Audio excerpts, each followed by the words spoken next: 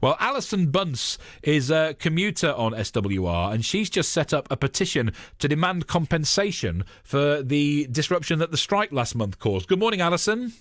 Good morning. Where is it you travel to and from? I travel from Ashvale, so I'm just slightly outside your area, and I go into Richmond every day.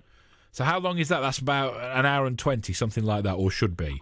Oh, I'd love it if it was an hour and 20. It takes me 2 hours door to door. That's when everything's running. But is that the advertised time, though? That is what it should take from where you are to where you're going? Yes. Okay. But as you say, when everything's running, what's your experience been like in, let's say, 2019, Alison?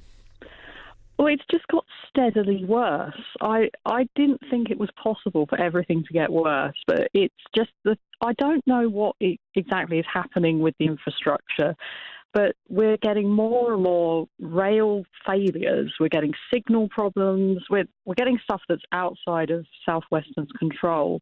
And then as the final nail in the coffin, we get hit by a month of strike action in December, which just caused misery and chaos for everyone.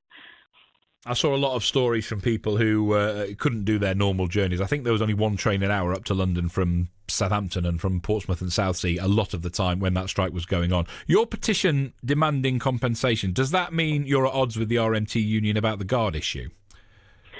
I think, to be honest, that's separate. It's not about the causes of what actually happened. It's about the fact that we're paying for a certain level of service. We have a certain expectation, particularly season ticket holders. And, well, to use my own journey as an example, I was having to get up at 4 every morning through the whole month of December just to make sure I could actually get on a train to get into work. And I wasn't getting home till about 8:30. So I was losing sort of 2, maybe 3 hours a day. And the only compensation I could claim from South Western was the 15-minute delay repay on an amended timetable. So the delay repay is quite interesting because this is the app you've got, or I guess you can do it at the counter as well at the ticket office, where what's the length of time a train has to be late before you can claim back on it, Alison? Do you know? It has to be 15 minutes or more, and then depending on how far delayed it is, you get more money back. So my first thought was that you'd be able to claim loads and loads if it was a strike, but actually because they put out the skeleton timetable, if you like, the strike timetable, they just had to stick to that, so there wasn't really much money back, I guess. No. I mean, basically, they seem to have this clause where as long as I may be wrong on this, but I believe it's as long as they advertise the timetable something like 7 days in advance, you can only claim on that amended timetable. I guess they feel we've had enough notice, but it doesn't take into account, obviously, all the disruption that you're suffering because it's a far worse service than what you've paid for in the first place. So is nationalisation the answer for you, Alison? I mean, we need to say Railtrack, of course, which is the national infrastructure and does the repairs and that kind of thing that holds all the different franchises around the UK together, is nationalised already. That's always been public-owned or government-controlled, however you want to put it. But if SWR came back into public hands, we've seen it happen with East Coast Main Line, actually, a few years ago. Is that going to show an improvement for you as a passenger, Alison, do you think? Well, I suppose the thing is, for me, as a layperson, all I want is for the trains to be reasonably on time and to pay a reasonable fare.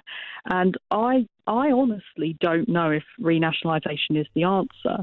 I'm also too young to remember travelling on nationalised railways, but my dad did when he was still working. And, well, to be honest, I don't remember him being late home from work very often, but I was very young at the time. That's not a scientific survey, it's worth saying. So you don't think it's a magic bullet then necessarily? I don't think so, because I mean the only thing that I can imagine is that at least if everything's kind of run on a national basis, at least we're not dealing with several different companies for the same service, if you see what I mean. You know, my contract is with South Western. However, then you've got Network Rail running the signals, etc., etc. So at least if it was just all under one umbrella, that would maybe make things easier.